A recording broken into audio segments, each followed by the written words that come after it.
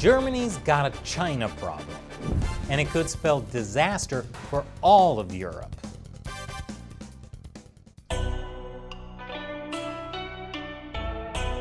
Welcome to China Uncensored, and I'm Chris Chappell.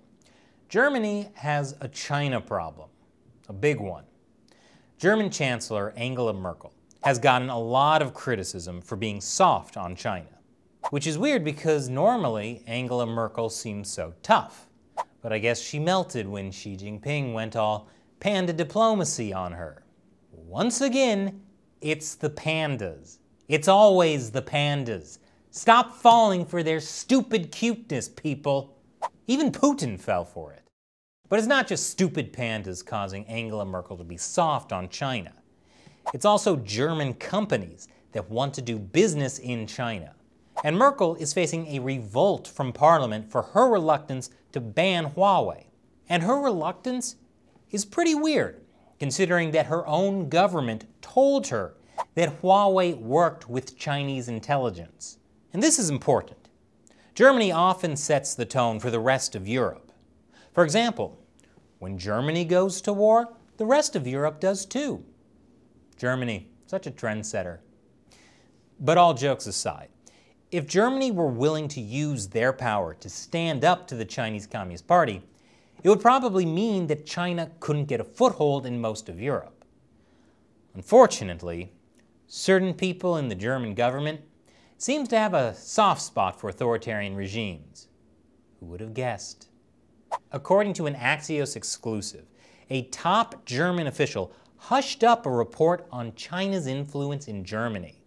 A high-ranking German official suppressed a sensitive intelligence report in 2018 on China's growing influence in Germany out of fear it would damage business ties with China. Funny how different a decision like that looks in light of the coronavirus. The report looked at how the Chinese Communist Party has been seeking to influence every level of German government, society, and business. The report probably should have taken a closer look at the unnamed German official who suppressed the report. Now, according to Axios, Merkel did see the report.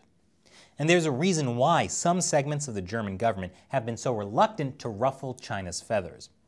The former German ambassador to China said Germany depends on exports to a high degree, and that gives business a large influence. Business representatives talk to the government and are used to being listened to. For example, Germany's largest telecom is 32% state-owned. And guess what?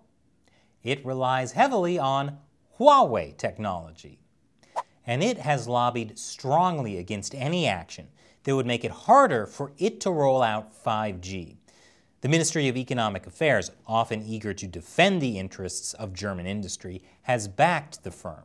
Volkswagen has had to defend its operations in China's Xinjiang, where there's been a lot of ethnic slave labor being used. I knew there was a reason Hitler liked the Volkswagen, but somehow I don't associate the Volkswagen bug with genocide. That's good marketing. Volkswagen has actually been in China since the 1980s, which shows how long Germany has had economic ties with the Chinese Communist Party.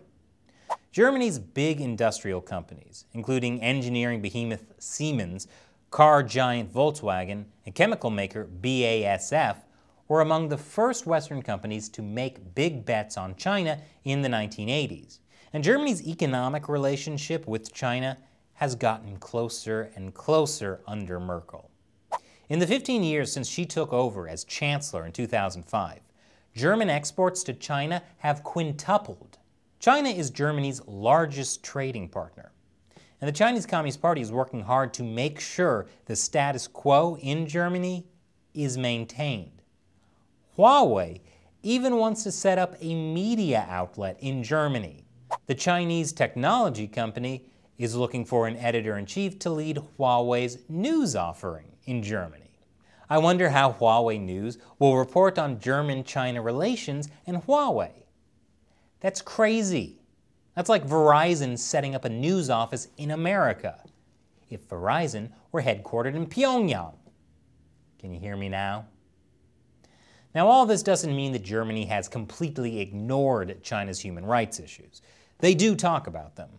Merkel has even met with the Dalai Lama, twice. But while the German government is willing to occasionally criticize the Chinese Communist Party, they're not going to stop doing business with them. In fact, it seems like Germany's elite may have bought into the Communist Party's propaganda that China is just different and shouldn't be judged. One German billionaire said, "We can't judge the Chinese according to our standard of values or our cultural or humanistic ideals." That same billionaire has spent decades dealing with China, including as the Asia point man for Germany's main industry lobby. I wonder whether he's in that hushed-up report on China's influence in Germany. But clearly, the future of Europe is being fought in Germany. Seems strangely familiar somehow. And now it's time for me to answer a question from one of you, a fan who supports China Uncensored on the crowdfunding website Patreon.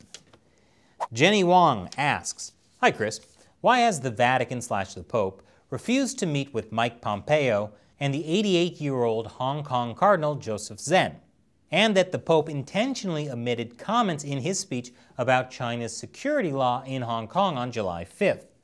Well, that's a really great question. I'd like an answer to that too. The Pope hasn't really been talking much about the national security law in Hong Kong. And the Pope rejected a meeting with U.S. Secretary of State Mike Pompeo, who has been a vocal critic of the Chinese Communist Party. That might be because last month, the Vatican and China renewed an agreement that allows the officially atheist Communist Party to appoint Catholic bishops in China. And yes, China is already breaking the deal. Only last week in Jiangxi province, dissenting Catholic priests have been placed under house arrest in breach of an agreement to protect clergy from coercion. Now, I get why Merkel has been soft on China. There's money on the line. I don't get what the Vatican gets out of being soft on China. It's not as if the Chinese regime is persecuting Christians or Catholics any less because of it. If anything, it's getting worse. They say God works in mysterious ways. Maybe the Pope is taking a cue from him. Thanks for your question, Jenny. And if you'd like to hear more about the Vatican's deal with China, we'll be talking about that on the next episode of our podcast, China Unscripted. Yes, we have a podcast. Be sure to subscribe. And if you'd like to hear your question or comment read on the show for hundreds of thousands of people to hear, join what I call the China Uncensored 50 Cent Army, and join me in the battle against the Chinese Communist Party. You can join for as little as $1 per episode on the crowdfunding website Patreon. You'll also get some other cool perks as well. Head over to patreon.com/China Uncensored to learn more. Link is below. Once again, I'm Chris Chappell. See you next time.